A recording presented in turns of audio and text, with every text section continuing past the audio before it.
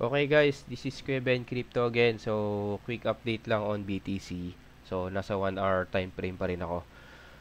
So, kung mapapansin nyo, ito yung technical analysis na nagawa ko ngayong araw. So, ang support ko is 83K pa din. And then, kung mapapansin nyo, may nakalagay na rejection. So, ito dapat yung resistance ko ngayon.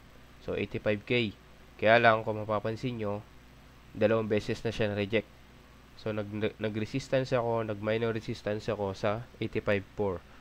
So, ito yung ginamit kong minor resistance ngayon. Ang strong resistance ko is 86 pa rin.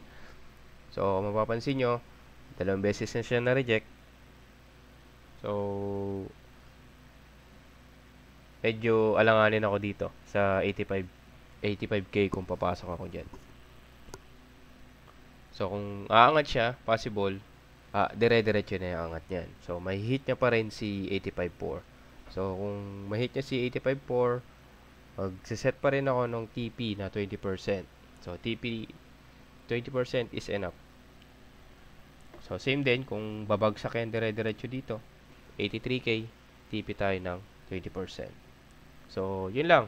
Check natin kung magkakaroon ng volume bukas. So, ngayon kasi medyo mababa yung volume, kaya medyo mababa yung galaw ng market. So, okay, check natin bukas. So, thank you. Peace out.